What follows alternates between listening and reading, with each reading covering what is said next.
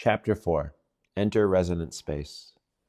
Once you begin to recognize the noise, something else becomes clear. You cannot think your way out of it.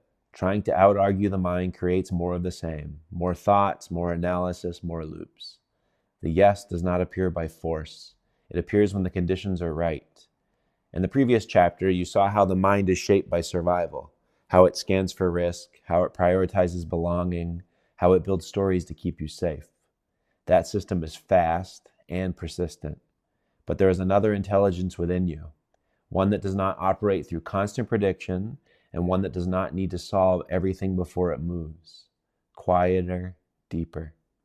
You've already experienced it in moments where time slowed, when you were fully present, not thinking about what just happened, not worrying about what comes next, just here. In those moments, something changes. The noise softens, the body settles, and action becomes simple. Not always easy, but clear. This is why the yes method does not ask you to eliminate the noise. It asks you to change your relationship to it. And the most direct way to do that is not through thinking. It is through entering a different state. A woman I worked with had one of the most active minds I had ever encountered.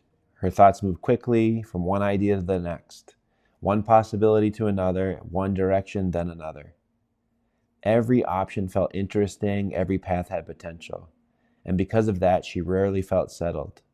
Her mind did not stop. It searched constantly. She had already built a morning practice. Each day she would go outside, sit quietly, and try to feel. She had been told this was the way. Slow down, listen, be present. But when she did, something unexpected happened. She did not feel calm, she felt overwhelmed. The moment she sat still, everything came rushing in. Sensations, emotions, thoughts layered on top of thoughts. It was not quiet. It was loud in a different way. We tried to guide her into stillness in other ways, even simple hypnotic suggestions, but her mind would not soften. It analyzed the words as they were spoken, tracked them, questioned them, moved ahead of them. Stillness for her was not an entry point. It was a trigger for more noise. So we stopped trying to quiet her mind directly and asked a different question. What if the path to quiet is not stillness? What if it is movement?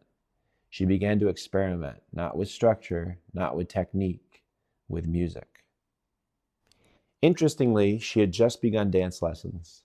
At first, it was a challenge. She worked hard to memorize the steps.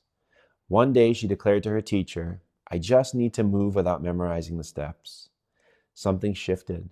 Her mind stayed active at first, tracking the rhythm, anticipating the next step, judging how she was moving. But as she continued, her attention began to change. The mind had something to do, and because of that, it stopped reaching for everything else. Her body took over. Movement became fluid, time softened, and for brief moments there was space. Not empty, open. After one of these sessions, she stopped, and there it was. Not loud, not dramatic, clear. A simple knowing about what she wanted to do next. After a dance session, she said, "That's the first time it's been quiet." She did not eliminate the noise. She changed the conditions around it. Her mind did not need to be silenced. It just needed somewhere to go.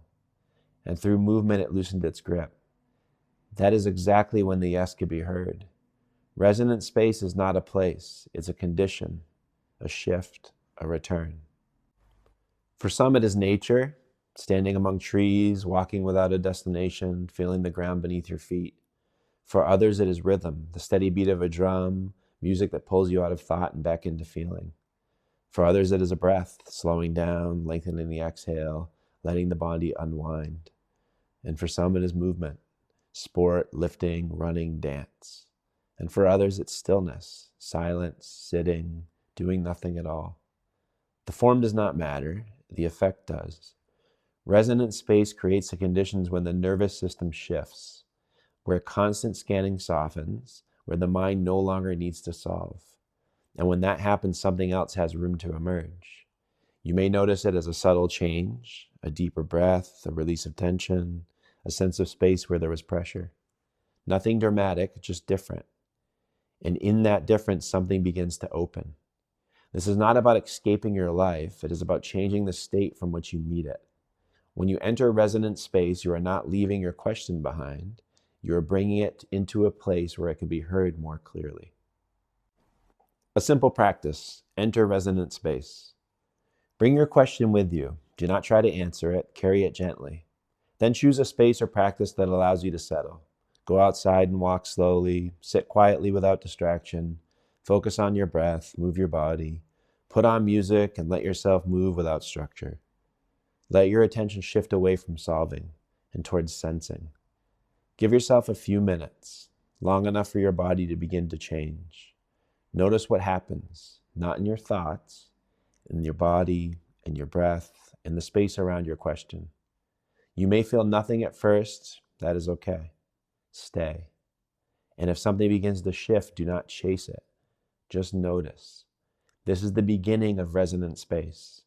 You do not create the yes, you create the conditions where it can appear.